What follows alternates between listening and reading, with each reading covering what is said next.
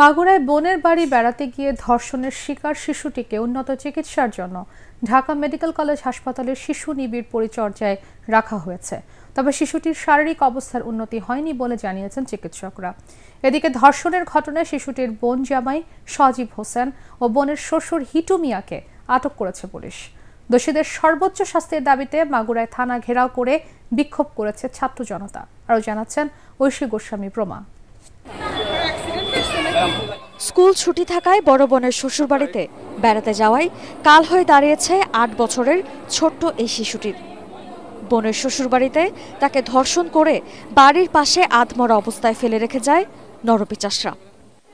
এ ঘটনার প্রতিবাদ ও ধর্ষকদের সর্বোচ্চ শাস্তির দাবিতে ফুঁসে উঠেছে এলাকার সর্বস্তরের মানুষ।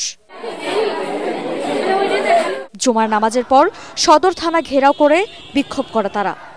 এক পর্যায়ে বিক্ষুব্ধ জনতা সদর থানার প্রধান ফটক ভাঙতে যায়।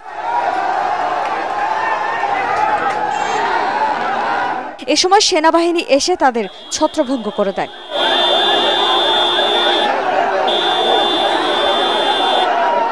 মাগুরার অতিরিক্ত পুলিশ সুপার মিরাজুল ইসলাম জানান, ধর্ষণের ঘটনায় সন্দেহভাজন দুজনকে আটক করা হয়েছে।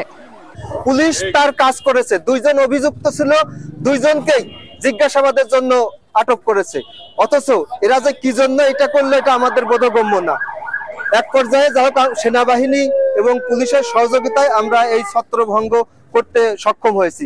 এর আগে উন্নত চিকিৎসার জন্য বিএনপির ভারপ্রাপ্ত চেয়ারম্যান তারেক রহমানের সাহায্যে শিশুটিকে ঢাকা মেডিকেল কলেজ হাসপাতালে আনা হয়।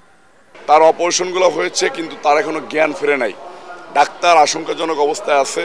তার মা এবং পরিবারের সবাই ভেঙে পড়ছে। আমরা সান্ত্বনা দেওয়ার চেষ্টা করতেছি। এরকম নেক্কারজনক ঘটনা বাংলাদেশের নজিরবিহীন। আমাদের বিএনপির ভারপ্রাপ্ত চেয়ারম্যান তারেক রহমান সাহেব এটার প্রতিনিয়ত আপডেট নিচ্ছে আর কি।